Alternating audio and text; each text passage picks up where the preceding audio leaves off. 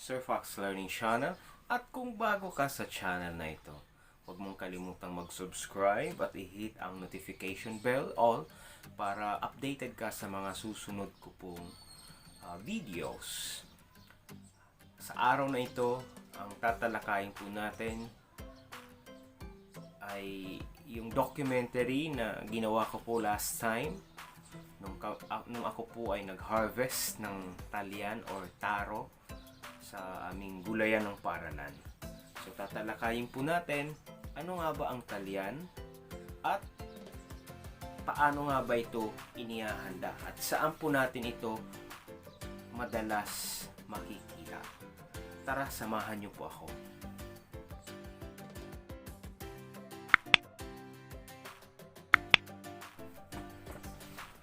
Ang talyan ay tinatawag po itong giant taro na madalas po natin makikita sa Region 8 sa lugar po ng Samar and Leyte.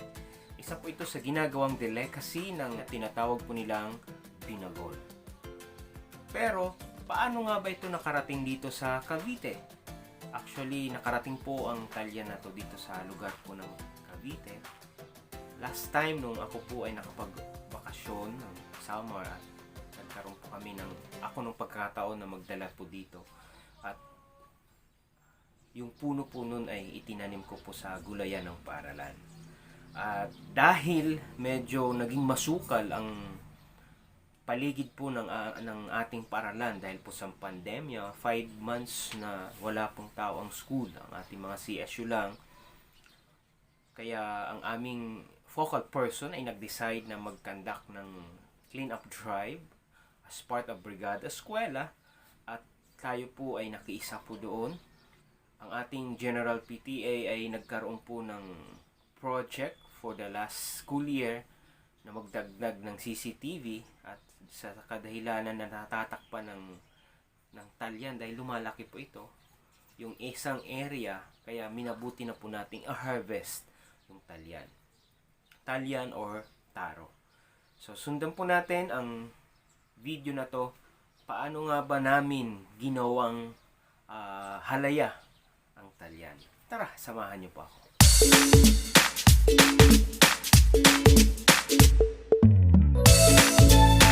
Dahil sa pandemya, nagkaroon po ng enhanced community quarantine, ay bihira lang mapuntahan ng ating paaralan ng ating mga kaguruan. Mga CSU lang ang naandun everyday upang mabantayan ng ating paaralan. Dahil dito, naging masukal po ang paligid ng ating paaralan, kaya naman po to the rescue ang ating coordinator ng Brigada Eskwela upang magsagawa ng clean-up drive sa tulong po ng ating mga CSU at ilan po mga kaguruan. At bukod po doon, dahil sa isinagawang proyekto ng ating GPTA na magdagdag ng CCTV, ay nakitaan po na natatakpan yung isang area ng talyan. Kaya minabuti po na i-harvest po natin ang talyan upang yung isang area sa likod po ng paaralan ay hindi matakpan at mamonitor ng ating CCTV. Tunghayan po natin kung paano po natin hinarvest ang ating tanim sa ating gulayan ng paaralan na talyan. Ang talyan o giant taro ay madalas pong matatagpuan sa mga tropical na lugar katulad po ng lugar po natin dito sa Pilipinas. Kagaya nga ng sinabi ko kanina, ito ay matatagpuan sa Region 8, specifically Samar and Leyte, at isa po ito sa ginagawa po nilang delicacy na tinatawag pong pinagol. Ito po ay tumataas ng mahigit 1 metro ang puno bukod pa po sa dahon. At madalas tumatagal po ito ng 3 hanggang 5 taon. Kung gaano po katagal yung stay niya sa lupa, ganun din po kataas yung aabutin po ng kanyang paglaki. Kamakailan lamang po ay nag-trending sa social media at ginawang halaman ang taro, kapamilya po ng talyan. Nag-trending sa social media na kapamilya po ng talyan ay tinatawag po sa Samar and Leyte na badyang. Ito po ay ubod ng kati, yung kanyang dagta, mapa sa dahon at mapa sa katawan at balat. Sabi sa mga posts na nag-trending, ito raw ay nagkakahalaga ng 20,000 hanggang 50,000 ang presyo bawat Hindi ko lang po alam kung tunay, kung gaano katotoo yung trending post na yan sa social media. Balikan po natin ang talyan. Sa pag-harvest ng talyan ay hindi rin po basta-basta ang i-harvest po niyan, at delikado po ito sa mga maseselan bahagi ng ating katawan. Bakit nga ba? Dahil ang talyan ay makati ang kanyang dagta. Kaya dapat maingat ang pag-harvest po nito, lalo na sa dagta. As much as possible ay hindi po dapat didikit sa balat yung kanyang dagta na sa may dahon at sa may puno. At the same time, ang talyan ay marami po siyang ugat na humihigop ng nutrients sa lupa. Kaya hindi rin po basta-bastang ma-harvest ito. Kaya nga po, nung nag-harvest po tayo sa ating gulayan ng paaralan, ay gumamit pa po tayo ng bareta para lang hukayin ang puno ng talyan na ito, or giant taro.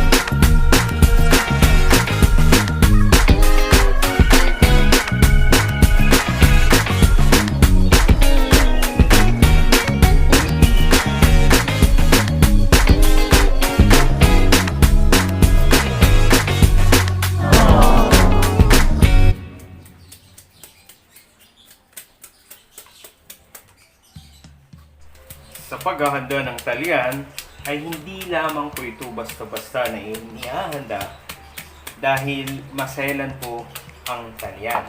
Bukod po sa maselan, makati po ang balat po nito at the same time, mayroon pong portion ang balat nito na makati. At sa pagbabalat ay yun po yung kailangan matanggal. Hindi lang po yung brown na part, kundi dun sa white na part, mayroon po dong parang mata na maliliit. Na yun po yung nagiging sanhi, bakit nagiging makati yung inihahanda po natin talyan. In fact, sa probinsya po, hindi po lahat ay marunong magbalat ng talyan. Madali lang tingnan paano balatan, pero mayroon po kasi diyang tinatanggal upang hindi maging makati yung inihahanda mo talyan. Sa probinsya, initially, hindi na po namin hinuhugasan yan. Ang hinuhugasan po namin yung itak na pangbalat para maging malinis. Dahil kapag nabasa mo naman yung kanyang katawan, ay mas lalong kumakati. Kaya usually, bago po namin ilaga, hindi na po namin hinuhugasan yan. Basta we see to it na malinis po yung itak na ginamit. At the same time, ay malinis yung area kung saan ka nagbabalat. At diretso na po dun sa lalagyan kung saan mo ilalaga. Sa paghahanda, initially ay inilalaga at pwede rin gawing ginataang bilo-bilo ang talyan. Sinubukan po namin. I don't know kung may gumagawa po niyan, pero usually ginagawa po namin before sa province at ginawa din namin minsan dito sa bahay. And sinubukan rin namin nilupak na talyan. So far, masarap naman. Yan, yung part po niyan ay sinubukan po namin nilupak na talyan. At the same time, usually kasi sa Region 8, isa po ito sa mga ipinagmamalaking delicacy na tinatawag na binagoy. Kung pupunta po kayo sa mga terminal, specifically terminal ng Tacloban, sa airport or bus terminal, marami po doon yung sasalubong sa'yo na nagbebenta ng binagoy. Kung saan, isa po sa mga food products na gawa sa talyan. Okay, so sundan niyo po ako sa paghahanda ko po ng talyan. And this time, ibang menu naman yung ihahanda po namin. Susubukan po namin itong gawing halaya. Talyang halaya. Paano nga ba gawin ang talyang halaya?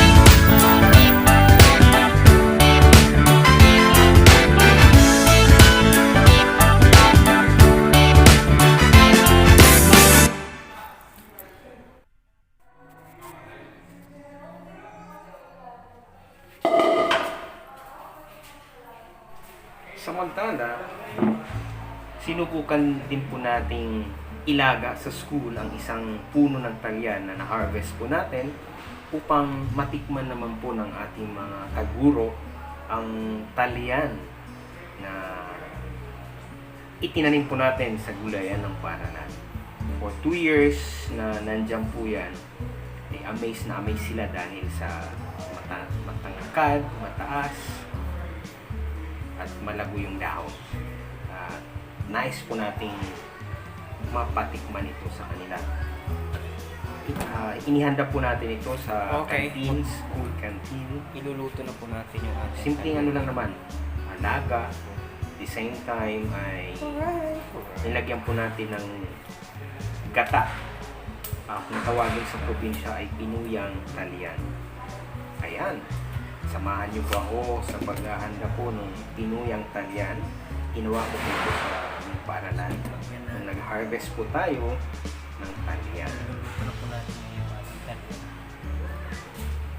Ganito po kasi sa paghahanda naman po ng halaya, basta mayroon kang nilagang talyan, pwede mo nang gawing halaya po yun. Gagadgarin mo lang. Pagkatapos mong gadgarin, ay pwede mo nang ihalo yung mga ingredient sa halaya. Bago po na tayo gumawa ng halaya, ito po, kung kaya niyo po muna yung ginawa po nating tinuya, yung tawagin sa probinsya, sa school. Hindi ko lang po na-record yung reactions ng ating mga kasamang CSU at teacher kung saan ay sarap na sarap po sila sa ating inihandang talyan. Last time nung nag-harvest po tayo, 2 puno po kasi, kaya yung isa ay niluto ko po sa school at yung isa dinala ko na po sa bahay para hindi po masayang. At since 2 lang din po kami dito sa bahay, hindi naman pwedeng ilaga lahat at hindi rin namin mauubos, kaya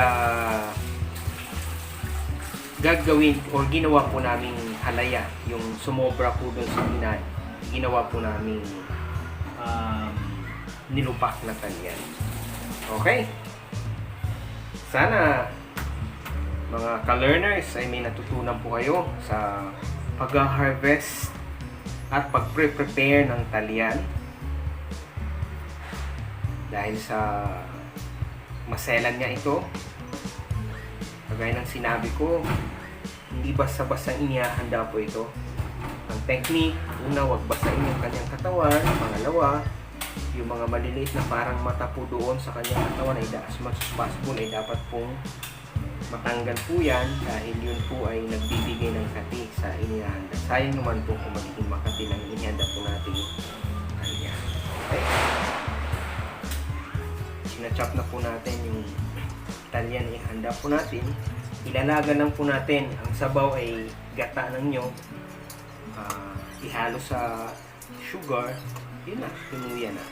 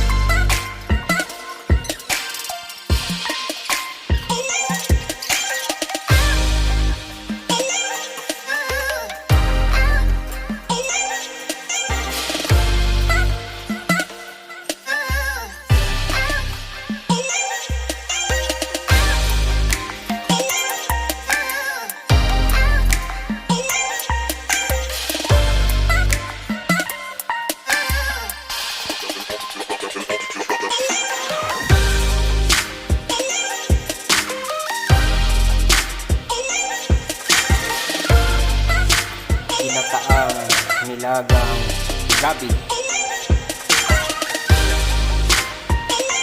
Sarap.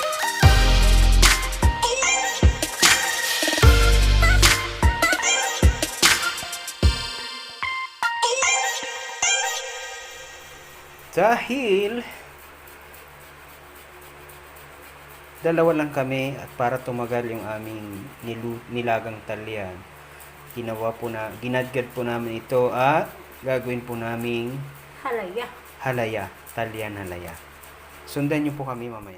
Ginadgad na talyan, nilalagyan na po namin ng condensed milk na mayroong flavor na ano yan? Ayan. Ube. Delicious. Ayan, salsa. Para magmukha siyang ube halaya mamaya. Ayan.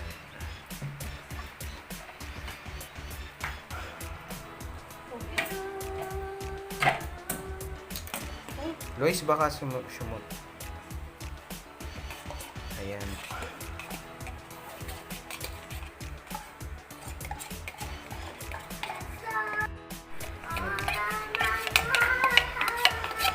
Ayan po mga kaibigan.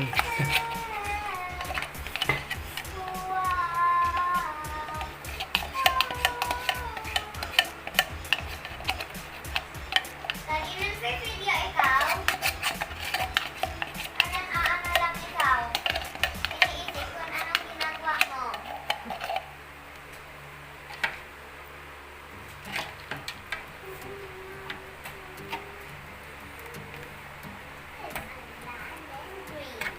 Kami lang po yung gumawa nitong talyan halaya. Instead na ube, ginawa po namin talyan halaya. Kung talyan po, ito yung ginagawang binagol sa Tacloban. Hindi po namin alam paano gumawa ng binagol pero halaya. I-subscribe niyo si Daddy. Lagi-lagi. Para merong watch hour si Daddy.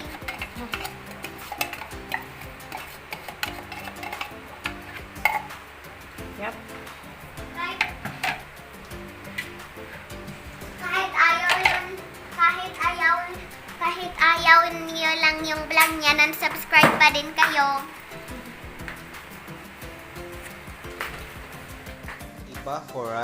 Evaporated milk And creamer. and creamer. Evaporated milk and evaporated. Bakit kailangan lagyan ng evaporated milk yan? And creamer, mami. Creamer. Para ano? Tugtog ano? Para mas delicious. And of course, I'm going to get this. Suminog po niya ni mami. Maganda kung i-blender sa akin, pero hindi ko na kaya. Gusto ko na sana eh. Tignan ba? Mino niya po ito. Ako lang po mamaya yung maghahalo hanggang sa lumapot. At lalagyan na ng getsa.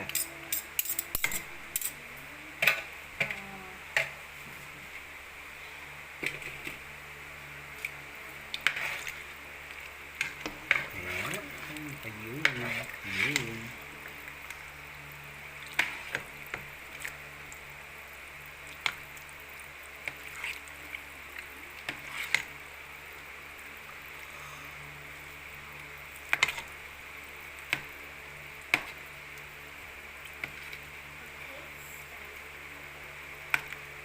Buo nga siya.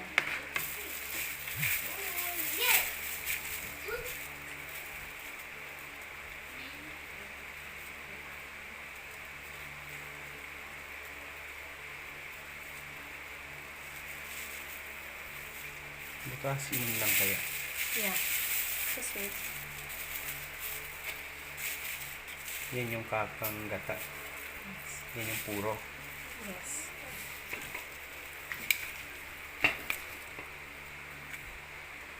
Kailangan maraming gata na puro.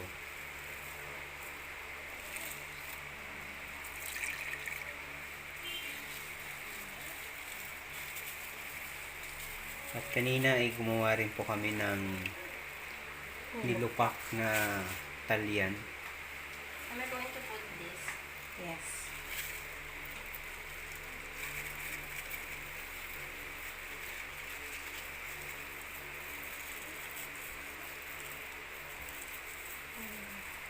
Yung Italian, ano po ito eh.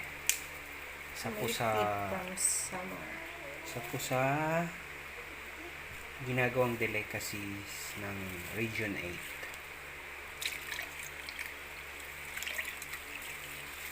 Dinala ni Paquito sa Region 4.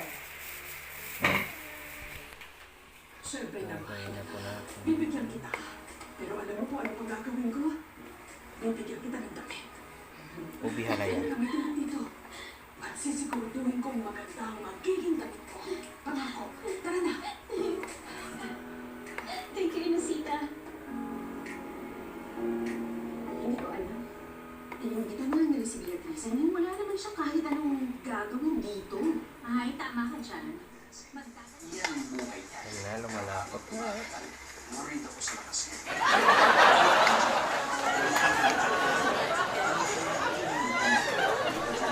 Tira na.